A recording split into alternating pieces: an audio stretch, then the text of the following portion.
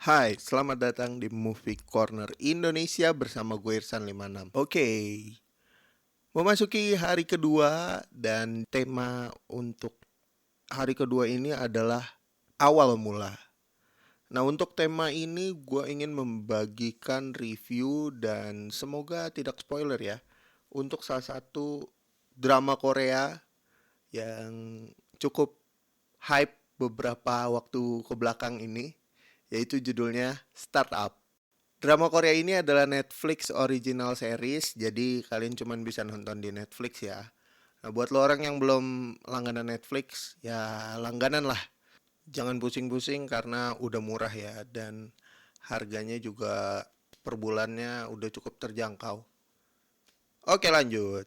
Ngomongin startup, mungkin kita masuk ke sinopsis singkat versi gua ya. Jadi series ini ngebahas tentang lika-liku kehidupan anak muda di umur 20-an tahun ya. Nah, kenapa gue memilih startup menjadi film yang gue review di episode kedua? Karena seperti judulnya ya, startup berhubungan dengan awal mula gitu. Dan di film ini diceritakan juga gimana caranya seseorang itu memulai bisnis startup khususnya di dunia teknologi. Itulah alasan gua memilih film ini.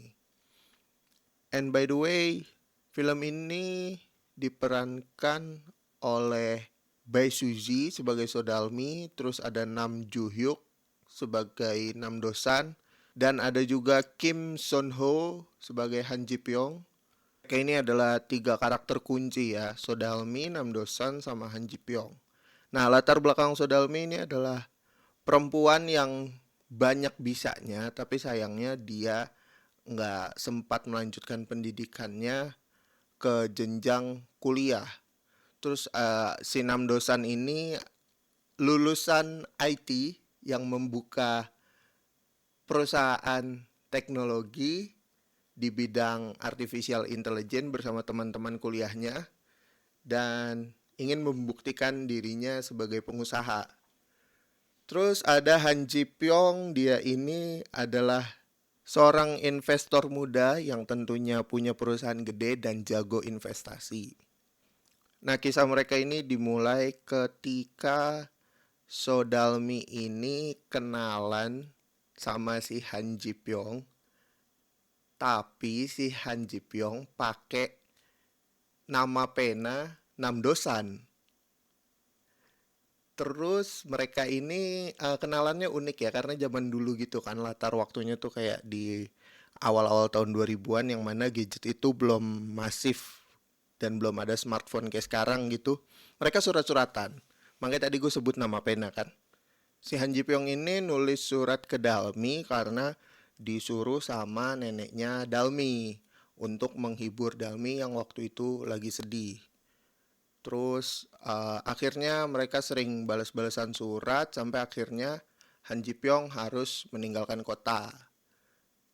Singkat cerita 15 tahun kemudian mereka nggak sengaja ketemu Han Ji Pyong dengan Dalmi, tapi Dalmi nggak tahu nih kalau ternyata di situ ada Han Ji Pyong aka Nam Dosan gitu ya kan sebagai sahabat penanya Dalmi. Jadi yang sadar itu cuman si Han Ji Pyong. Kalau wah anjir gue ketemu sama teman surat-suratan gue nih waktu kecil. Ternyata mereka berdua ini kayak punya perasaan nih karena sering surat-suratan waktu kecil. Si Dalmi punya perasaan ke Nam Dosan. Nam Dosan di sini maksud gue adalah Han Ji Pyong yang menggunakan nama pena gitu ya kan, dan Han Ji Pyong juga ketika ketemu sama Dalmi udah mulai baper tuh. Terus akhirnya si Dalmi mencoba untuk mencari Nam Dosan. Disitulah dimulai pertemuan antara tiga orang ini yang cukup absurd banget, tapi bikin keki ketika gua awal-awal nonton series ini. Yang gue suka dari series ini ceritanya cukup relate ya dengan anak muda banget, terus mengambil tema entrepreneur dan teknologi. Terus juga di sini kisah cintanya juga cukup unik ya. premis-premis yang dibuat oleh penulis naskahnya. Tapi di beberapa episode kayak gue ngerasa ya udah sih lu sebenarnya bisa selesaiin ini, tapi kok diperpanjang gitu. Tapi kalau nggak digituin jadinya seriesnya pendek banget. Terus by the way karena ini tanggal 2 Desember kalau nggak salah tanggal 29.30 tuh udah rilis yang episode 13-14 dan gue udah nonton itu. Serunya menurut gue antara 1 sampai 12 itu karena dikasih lihat tuh struggle anak muda untuk berjuang mendirikan sebuah perusahaan dan memperjuangkan idealismenya gitu loh.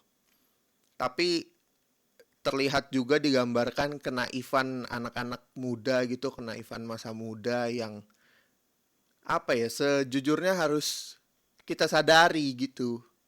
Jadi ketika gue nonton film ini, kadang gue mikir kayak, iya juga ya, harusnya gue lebih milih ini daripada itu, atau harusnya gue udah tahu skala prioritas, terus juga kayak harusnya gue paham yang easy come itu bakal easy go gitu-gitu deh. Nah, lu bakal tahu apa maksud gue ketika lu udah nonton episode 1 sampai 12.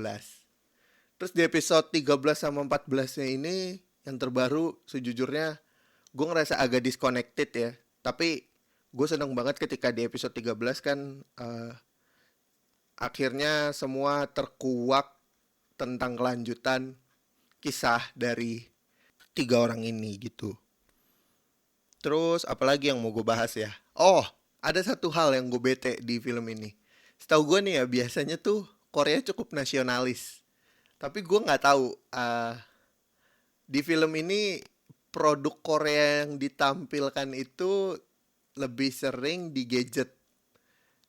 Di kendaraan itu rata-rata dipenuhi sama Mercy. Kayaknya Mercy ini jadi sponsor utama nih di startup.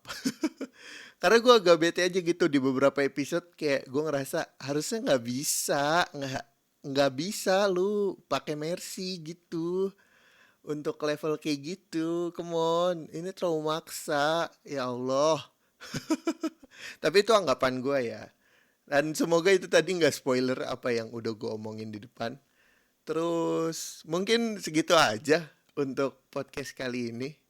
Jadi buat lo orang yang masih mencari hiburan dan masih bingung, startup bagus nggak sih ditonton? Bagus banget. Secara personal untuk episode 1 sampai 12 gue ngasih 7,5/10. Karena kayak di beberapa episodenya ini gue agak turn off gitu, kayak nggak semangat itu ngikutin tapi penasaran gitu aja sih. Nah kalau kayak di Queen's Gambit seriesnya itu gregetan terus, intens terus, wah itu bisa 8 sampai 8,5/10 sih nilai gue. Tapi overall ini cukup santai sih buat menemani lu orang yang pada makan siang atau udah selesai kerja, buat sambil santai dan relax bisa nonton ini ya. Segitu aja untuk episode kedua dari 30 Hari Bersuara Movie Corner Indonesia. Jangan lupa dengerin podcast 30 Hari Bersuara dari podcaster lain. Follow @thepodcasters.id buat update selanjutnya. Gue Irsan 56 pamit. Ciao.